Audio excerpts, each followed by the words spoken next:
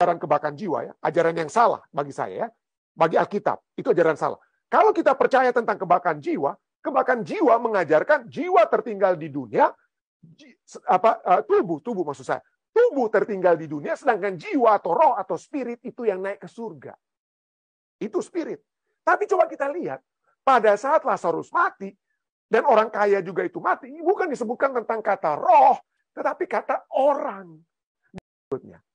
Jika ini merupakan hal yang literal, jika itu semua adalah hal yang literal, maka ajaran Alkitab ini tentang kebangkitan pada saat Yesus datang di kali yang kedua menjadi ajaran yang salah. Tidak ada kesempatan kedua. Tidak ada kesempatan kedua dalam api penyucian atau purgatori yang mana menentukan mau kita ke atas atau ke bawah. Tidak ada. Kita harus mendengarkan firman Allah saat kita masih hidup dan mengambil keputusan kita pada saat ini.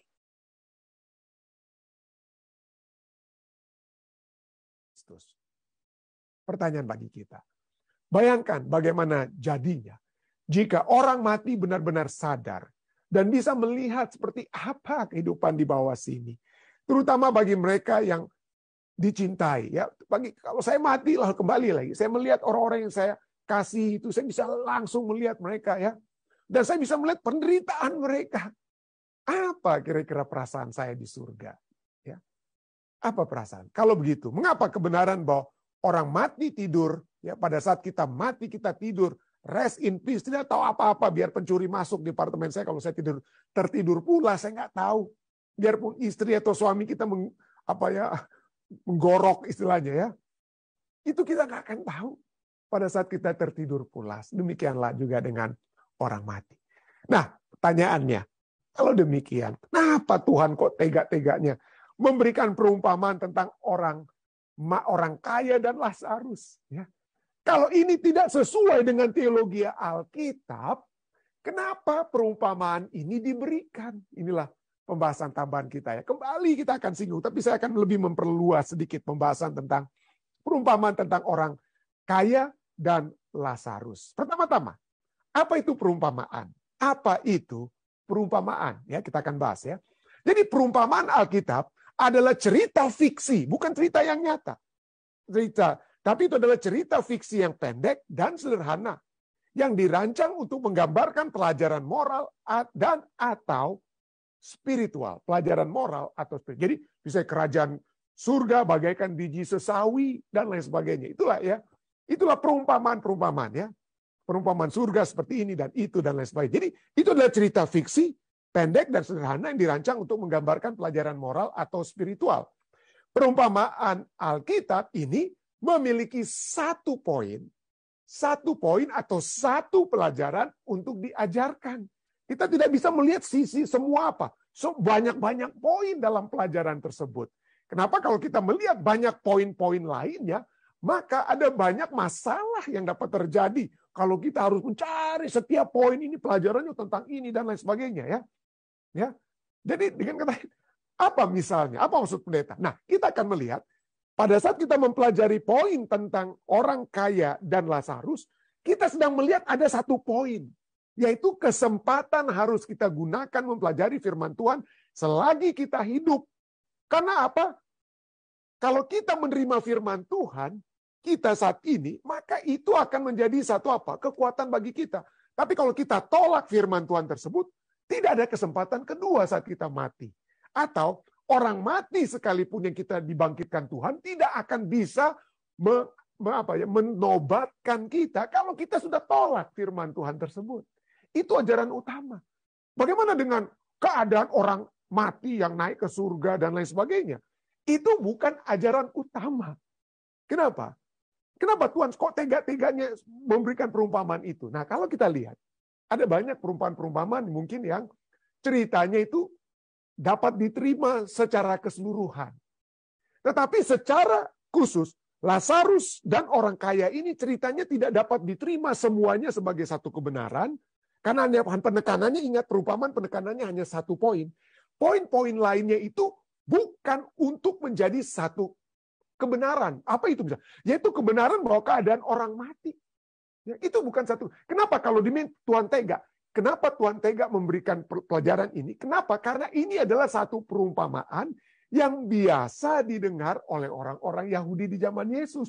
Baik sumber dari Yahudi zaman dahulu, bukan sumber Yahudi, sumber orang Mesir sebelumnya, banyak perumpamaan yang mirip-mirip dengan perumpamaan Tuhan Yesus ini.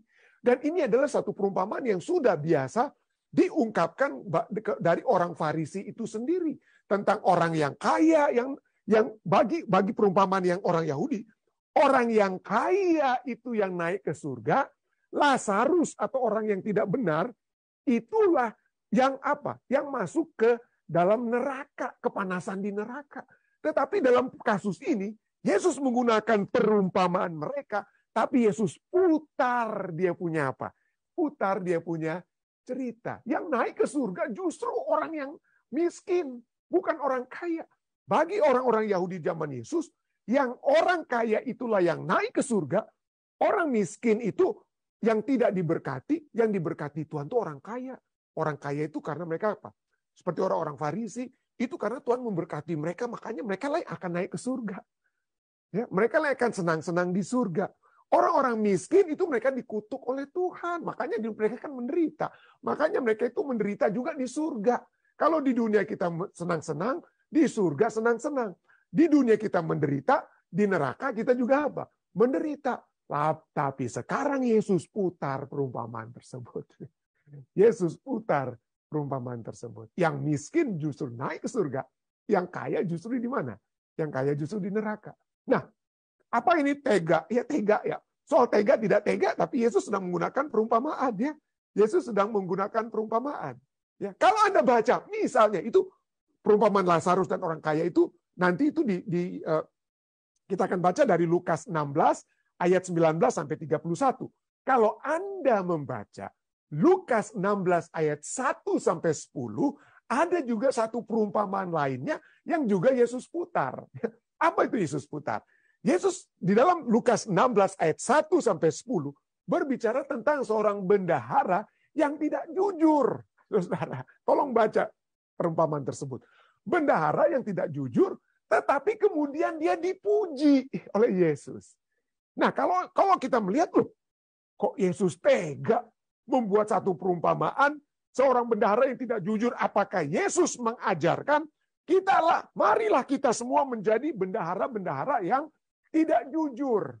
Karena itulah yang diajarkan oleh Yesus di dalam Lukas 16 ayat 1 sampai 10, bendahara yang tidak jujur tapi kemudian dipuji. Nah, kalau kita lihat pelajaran satu poinnya dari bendahara yang tidak jujur itu bukan karena ketidakjujurannya yang diagung-agungkan Yesus, tetapi karena usaha-usahanya untuk membawa orang lain, melayani orang lain dan melayani Allah. Itulah yang dipuji. Satu poin itulah yang dipuji oleh Yesus. Satu poin itulah yang menjadi pelajaran moral dari bendahara yang tidak bendahara yang tidak jujur. Jadi pada saat Yesus membawakan perumpamaan tentang Lazarus dan orang kaya, satu poinnya bukan tentang orang kaya akan masuk neraka, orang miskin masuk surga. Kenapa? Karena tidak semua orang kaya itu masuk neraka kalau mau literal ya. Banyak orang kaya yang baik hati yang saya percaya akan masuk surga. Jadi jangan bilang pelajarannya itu tentang hal tersebut. Atau jangan bilang itu pelajaran tentang adanya kehidupan di balik kematian setelah kita mati. Langsung kita diatur oleh Tuhan. Oke, yang baik masuk surga ke atas. Yang tidak baik masuk neraka ke bawah. Nah, itu bukan itu poin utamanya. Satu poin utama atau pelajaran utama nanti kita akan lihat dari perumpamaan ini. Itulah sebabnya. Melalui perumpamaan dalam pengajarannya, maka Yesus merangsang pemikiran dan kontemplasi terdalam mereka, orang yang mendengarkan. Dan dia tahu bahwa jika dia berbicara terlalu harafiah, terlalu literal, yakin pendengarnya akan dengan cepat. Ya, kalau dia cuma tidak menggunakan perumpamaan, hanya cerita-cerita yang betul-betul ada, maka para pendengarnya itu akan cepat melupakan perkataan atau pengajarannya. Tapi dengan perumpamaan ini, apalagi perumpamaan yang mengejutkan, wah itu akan didengar. Jadi itulah sebabnya Yesus menggunakan perumpamaan. Itulah sebabnya juga, bukan itu saja, bagi para pendengarnya yang biasa mencari-cari kesalahannya, seperti orang-orang Farisi ya, mereka akan marah besar kepada Yesus jika ia bicara secara langsung. Kamu orang Farisi, kamu ini adalah begini, begini, begini. Kamu bagaikan orang kaya, kamu akan masuk neraka. Wah, itu akan tersinggung sekali mereka ya. Jadi Yesus akan apa? Berbicara dengan perumpamaan supaya kalau dia secara langsung berbicara tentang mereka, maka mereka dapat apa? Membungkam Yesus dengan kekerasan. Maka Yesus nggak akan punya kesempatan mengajar. Dikejar-kejar terus dia untuk dibunuh. Tapi pada saat Yesus menggunakan perumpamaan, maka ada pekabarannya walaupun sangat keras. Tetapi mereka, walaupun tegurannya sangat keras, tapi orang-orang itu tidak dapat berbuat banyak. Kenapa? Yesus tidak sedang berbicara tentang, hai orang Farisi. Ada kalanya Yesus memang tembak langsung. Dia bilang, hai orang Farisi. Tapi banyak dalam perumpamaan, dia bukan bilang, hai orang Farisi. Tapi dia bilang, ada orang kaya. Ada seperti itu ya. Dan lain sebagainya. Jadi, mereka tidak dapat apa? Berbuat banyak. Jadi, dengan perumpamaanlah, Yesus dapat menjadi bijak seperti ular, tapi tulus seperti apa ya? Seperti merpati. Jadi inilah, jadi tujuannya ini adalah kepada orang-orang ini yang akan marah besar. Marah besar kalau Yesus tembak mereka secara langsung ya. Kita lihat perumpamaan, konteks daripada perumpamaan Yesus tentang orang kaya dan Lazarus ini dari Lukas 16 ayat 19 sampai 31. Apa tujuannya? Apa tujuan perumpamaan ini? Lukas 16 ayat 13 sampai 15. Yesus apa? Memberikan pengajaran kepada mereka. Kamu tidak dapat mengabdi kepada Allah dan kepada Mamon. Ya, bicara tentang kekayaan dan lain sebagainya ya. Lalu 14, semuanya itu didengar oleh orang-orang Farisi, hamba-hamba uang itu. Kenapa mereka menjadi hamba uang? Bukan karena mereka itu apa ya, tapi bukan dikatakan mereka kaya karena curang dan lain sebagainya. Tapi mereka dikatakan bukan korupsi uang, bukan, mereka hamba uang. Artinya mereka bekerja keras untuk mendapatkan uang, tetapi bagi mereka kesuksesan, keberhasilan, kekayaan itu oleh sebab mereka diberkati Tuhan. Tapi Tuhan bilang, kalau kamu menjadi hamba uang dan kamu tidak menyembah kepada Tuhan, kamu tidak dapat menyembah kepada Tuhan dan menyembah kepada apa? Uang ya. Tapi bagi mereka harus menyembah uang. Kenapa? Karena kalau mereka menyembah uang kan mereka menjadi kaya, itu tanda mereka diberkati oleh Tuhan. Ya, itulah sebabnya mereka orang-orang Farisi yang hamba-hamba uang ini, mereka mencemoohkan Yesus. Lalu kemudian ia berkata kepada mereka, kamu membenarkan diri sendiri ya. Kamu membenarkan diri di hadapan orang. Tetapi Allah mengetahui hatimu. Sebab apa yang dikagumi manusia mengagumi kekayaan. Itu dikagumi oleh orang Farisi. Itulah sebabnya mereka ingin menjadi orang kaya. Orang kaya itu dikagumi. Tapi itulah sebabnya Yesus katakan Allah mengetahui hatimu. Apa yang dikagumi manusia dibenci oleh Allah. Itulah sebabnya Yesus mulai memberikan perumpamaan tentang apa? Orang kaya dan Lazarus. Orang kaya. Kenapa? Perumpamaan mereka saat itu orang kaya lah yang masuk di surga.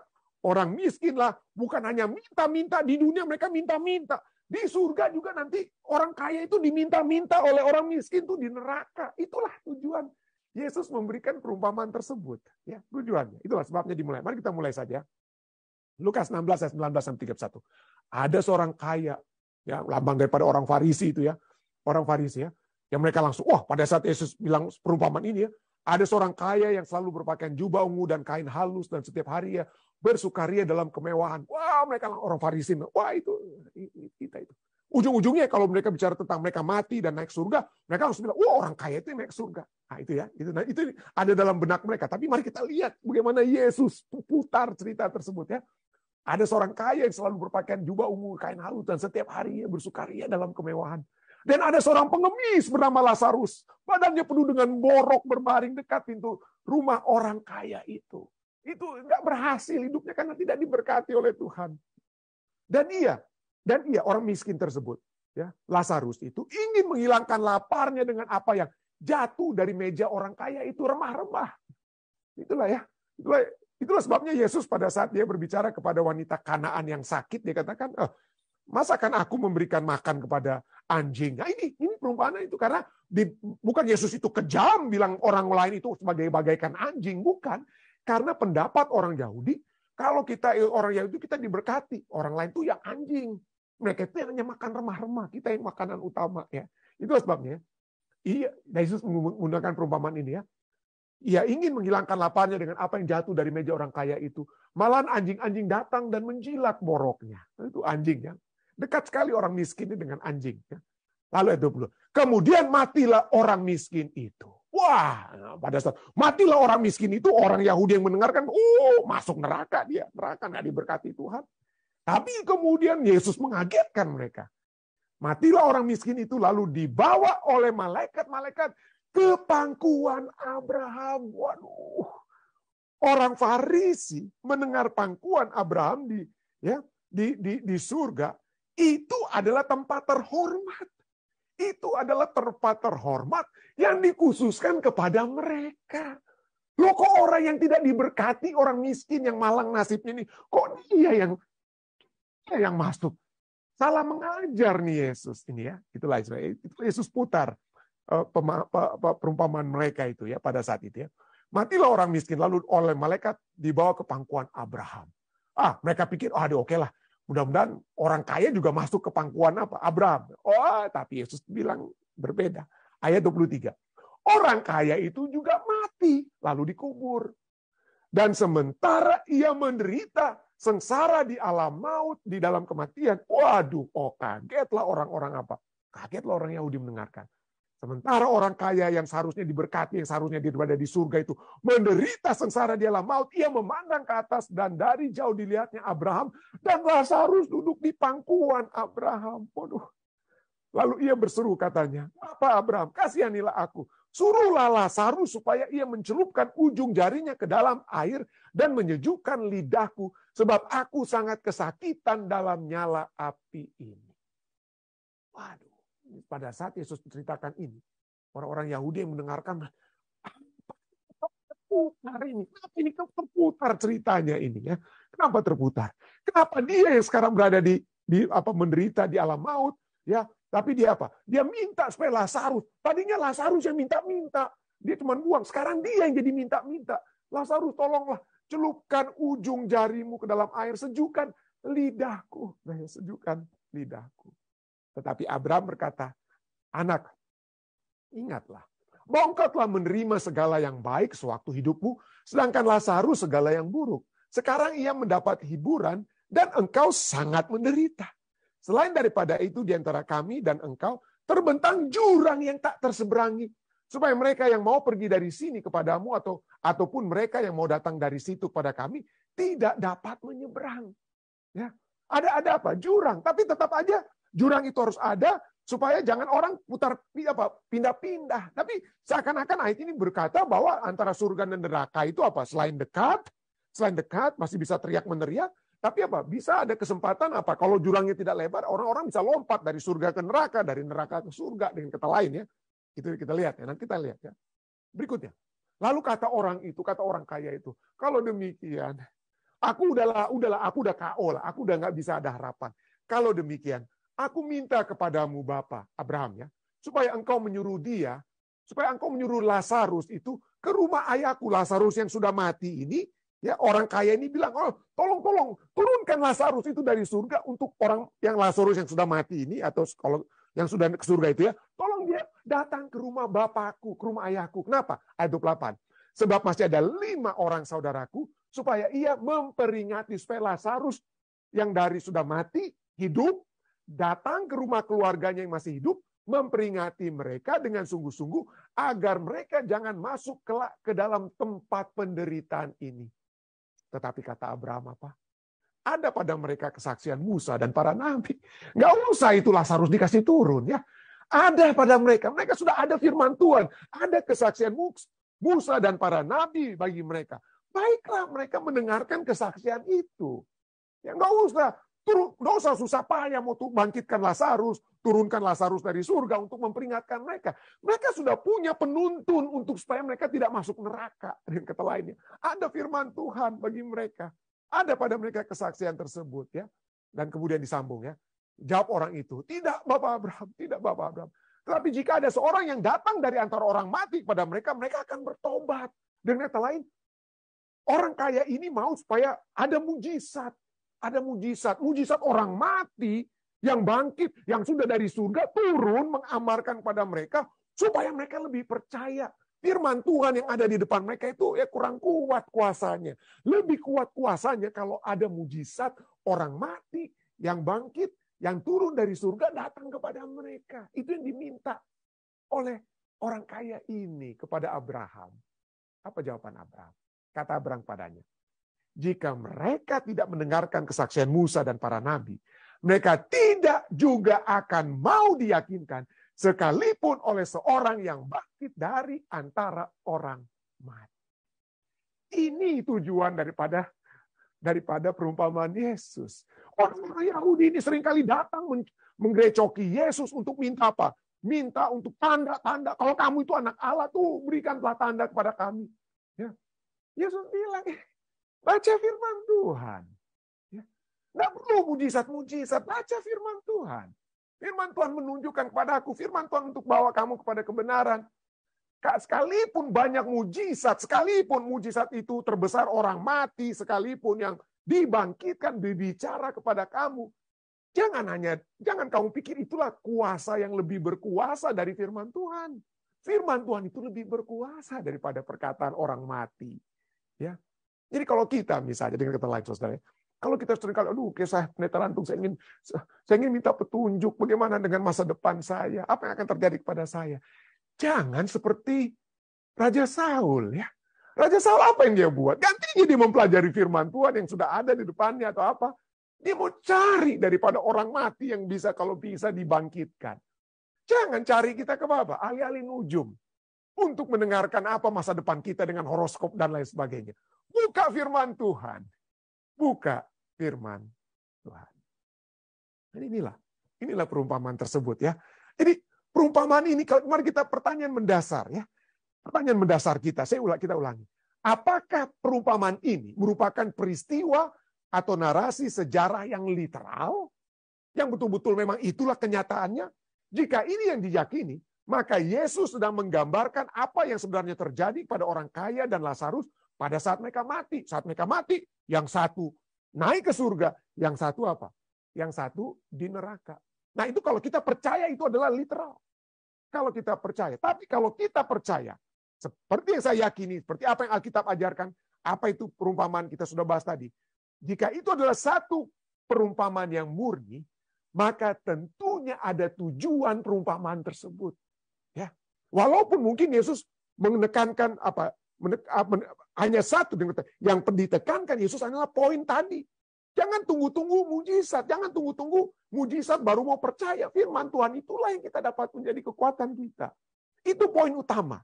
Ya, itulah tujuan itu diberikan. Tujuannya juga adalah bahwa orang-orang yang mengaku sebagai orang-orang yang diberkati Tuhan, yang pasti mereka masuk surga karena kekayaan mereka miliki, orang-orang Farisi itu, bukan itu.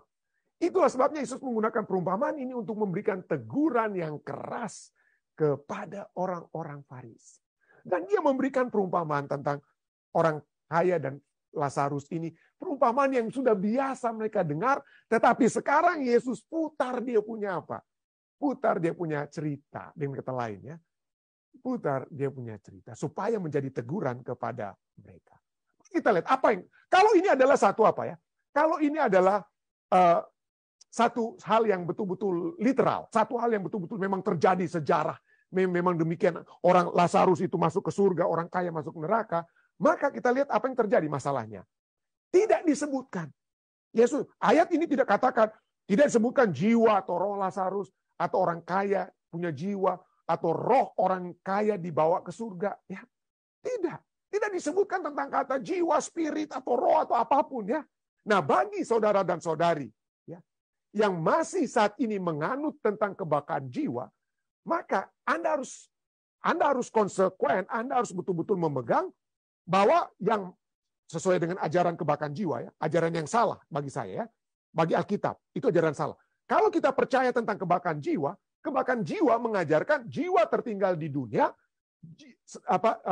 tubuh maksud saya, tubuh tertinggal di dunia, sedangkan jiwa atau roh atau spirit itu yang naik ke surga. Itu spirit. Tapi coba kita lihat, pada saat Lazarus mati, dan orang kaya juga itu mati, bukan disebutkan tentang kata roh, tetapi kata orang. Dan bukan hanya itu saja, fungsi-fungsi tubuh mereka dalam dunia dan di surga, itu bukan fungsi tubuh yang tertinggal di bumi.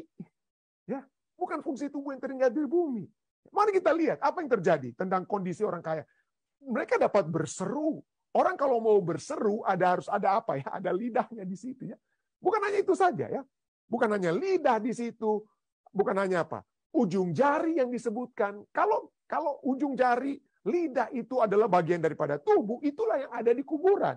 Tapi sekarang dalam kisah ini, itu ada sama-sama mereka. Tubuh mereka itu ada. Dan jiwa itu adalah satu kesatuan. Tubuh dan keinginan-keinginan mereka, kerinduan orang kaya itu masih apa? Nyata. Jadi itu sedang berbicara bukan tentang roh, tapi tentang jiwa dalam pengertian jiwa secara keseluruhan. Ya, apa yang mereka katakan. Jadi baik orang Lazarus maupun orang kaya, disebutkan anggota-anggota tubuh mereka. Ada ujung jari, ada lidah, ada juga mata, karena mereka dapat melihat satu dengan yang lain. Ada juga mulut yang berkomunikasi. Mulut yang berkomunikasi. Ya. Jadi sangat literal. Kalau kita percaya itu literal, apa tubuh juga naik ke surga? Ya, kalau Anda percaya kebakaran jiwa, tubuh juga naik. Oh, Anda tidak konsisten. Anda harus yakin hanya jiwa atau roh. Kalau pemahaman jiwa Anda itu adalah roh atau spirit, hanya roh atau spirit yang naik, tubuh yang di dunia. Tapi sekarang kita lihat tubuh dan apa semuanya sama-sama kepada Lazarus dan orang kaya. Jadi dan di ayat 23 Lazarus itu duduk di pangkuan Abraham. Tentu saja ini bukan literal ya, bukan literal. Kenapa? Bagi orang Farisi, merekalah yang nantinya duduk di pangkuan Abraham sebagai tempat apa? Tempat terhormat. Jadi kita lihat ini bukan apa? Orang Yahudi saja yang mendengar saat itu tahu ini bukan literal. Pada saat Yesus berbicara tentang pangkuan Abraham, mereka yang mendengar saat itu tahu ini bukan literal. Mereka tahu itu bukan literal. Jadi kalau mereka saja yang dengar mula-mula tahu itu bukan literal, kita yang sekarang ini jangan paksakan itu menjadi literal, saudara ya. Jangan kita paksa-paksakan. Ya, bukan itu saja. Ya, jadi kita lihat bagaimana orang kaya itu berseru, ya, tolong aku, suruh Lazarus celupkan ujung jarinya ke dalam air, menyejukkan lidahku sebab aku sangat kesakitan. Ya, berteriak-teriak di dalam apa? Di dalam nyala api. Nah, ya. Jadi kalau itu terjadi, itu berarti orang kaya dan Lazarus berada pada tempat yang apa ya? Yang berdekatan. Dan kalau ini benar, masalahnya bukan hanya masalahnya Lazarus itu tidak akan pernah rest in peace, ya. Tidak pernah dia tidak pernah beristirahat dari jeri lelahnya. Tidak pernah dia akan berbahagia. Kenapa? Karena di surga itu dia akan terus-menerus diteror oleh permohonan-permohonan orang kaya tersebut. Dia akan diganggu terus-menerus. Ya. Dan bukan itu saja. Poin berikutnya. Jika ini merupakan hal yang literal, jika itu semua adalah hal yang literal, maka ajaran Alkitab ini tentang kebangkitan pada saat Yesus datang di kali yang kedua menjadi ajaran yang salah. Yesus katakan apa ajaran Yesus katakan? Pada saat dia datang di kali yang kedua, disitulah dia akan memisahkan mana yang akan menjadi apa? Yang akan ke surga, mana yang akan menderita kematian kekal. Mana yang akan hidup kekal, mana yang akan mati kekal. Ya, mana yang domba, mana yang kambing, mana yang apa? Gandum, mana yang ilalang. Itu pada saat kedatangan yang kedua kali. Ya. Dan itu ayat yang cukup jelas. Tapi kalau kita mengatakan bahwa perumpamaan orang kaya dan Lazarus itu adalah perumpamaan yang literal, keadaan mereka saat mereka mati sudah diputuskan yang mana ke surga, yang masuk neraka, mana yang neraka, maka ajaran Yesus dari Matius 25 ayat 31-32 itu menjadi ajaran yang bohong.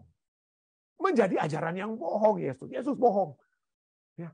Matius 25 31-32 katakan apa? Apabila anak manusia datang dalam kemuliaannya, nantinya datang dalam kemuliaannya, dan semua malaikat bersama-sama dengan dia, maka ia akan bersemayam di atas takhta kemuliaannya. Dia akan memerintah. Ya. Dia akan memerintah. Dan inilah sesuai dengan apa? 1 Tesalonika 4, sesuai dengan apa? Wahyu 22 yang kita sudah pelajari ayat 12 dan lain sebagainya. Lalu ayat 32. Lalu setelah ia datang dalam kemuliaannya, ayat 32 katakan apa? Sesudah ia datang, lalu semua bangsa akan dikumpulkan di hadapannya dan ia akan memisahkan mereka seorang daripada seorang, sama seperti gembala memisahkan domba dari kambing. Bukan pada saat kita mati, saudara. Nanti pada saat dia datang di kali yang kedua, baru dipisahkan. Wahyu 22 ayat 12 juga. Sesungguhnya aku datang segera. Sesungguhnya aku datang segera, aku akan datang segera. Tapi belum ya. Sesungguhnya aku akan datang segera dan aku membawa upahku untuk membalaskan kepada setiap orang menurut perbuatannya. Itu baru terjadi setelah Yesus datang. Bukan pada saat kita mati, lalu dia apa? Dimasukkanlah upahnya orang kaya itu ke neraka, upahnya Lazarus itu kemana? Ke surga. Dengan kata lain, tidak ada pemisahan, tidak ada upah yang terjadi sebelum kedatangan Yesus yang kedua kali. Sebelum kedatangan Yesus yang kedua kali. Pelajaran dari perumpamaan ini ada dua. Ya, pelajarannya hanya dua. Poin-poinnya ya, yang berhubungan satu dengan lainnya.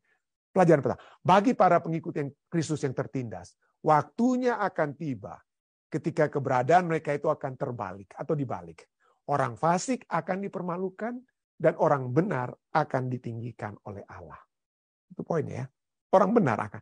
Dan berikutnya ini yang paling penting. Inilah poin utama dari pelajaran tersebut ya. Dari keputusan yang kita ambil dalam kehidupan sekarang ini tidak dapat dibatalkan setelah kematian kita. Kalau kita sudah melakukan yang terbaik, sudah menjadi orang benar saat ini, kita nanti bukan masuk ke api penyucian ke purgatori supaya kita kalau bisa kita dapat diubahkan. Tidak ada kesempatan kedua. Tidak ada kesempatan kedua dalam api penyucian atau purgatori yang mana menentukan mau kita ke atas atau ke bawah. Tidak ada. Kita harus mendengarkan firman Allah saat kita masih hidup dan mengambil keputusan kita pada saat ini. Bukan nantinya, bukan nanti di waduh tolonglah saya. Tidak ada lagi. Lukas 26 ayat 29 31 kita sudah baca. Ada. Abraham katakannya dalam perumpamaan tersebut. Ada pada mereka, saudara-saudara masih hidup itu, ada pada mereka kesaksian Musa dan para nabi. Baiklah mereka mendengarkan kesaksian itu, mendengarkan firman Tuhan itu. Tapi jika mereka tidak mendengarkan kesaksian Musa dan para nabi, tidak mendengarkan Alkitab, firman Tuhan ya di zaman Yesus, firman Tuhan itulah kitab Musa dan para nabi, itulah perjanjian lama, itulah Alkitab ya. Jika mereka tidak mendengarkan Alkitab, mereka tidak juga akan mau diyakinkan sekalipun oleh seorang yang bangkit dari antara orang mati. Terimalah, ambillah keputusan itu sekarang. Selagi masih bisa. Selagi masih bisa. Kenapa? Karena pada saat kita mati, tidak ada lagi yang akan bisa merubah keputusan itu. Tidak ada. Itulah sebabnya Yesaya 55 ayat 6-7 katakan, carilah Tuhan selama ia berkenan ditemui sekarang. Berserulah kepadanya selama ia dekat. Carilah Tuhan selama ia berkenan ditemui. Berserulah kepadanya selama ia dekat. Atau juga selama Anda masih bernafas. Selama kita masih bernafas. Ayat 7. Baiklah orang fasik meninggalkan jalannya. Dan orang jahat meninggalkan rancangannya. Baiklah ia kembali kepada Tuhan. Maka ia akan mengasihaninya dan kepada Allah kita. Sebab ia memberi pengampunan dengan limpahnya. Marilah kita mencari Tuhan pada saat ini dengan firman Tuhan. Bukan dengan mencari mujizat-mujizat atau apa. Ikut firman Tuhan. Maka ia akan bersama-sama dengan kita. Dan menyiapkan kita hingga pada saat dia datang di kali yang kedua. Kita akan dipanggil sebagai umat-umatnya yang telah dia siapkan untuk masuk ke dalam kerajaannya. Saya bawa ini dalam nama Yesus. Amin.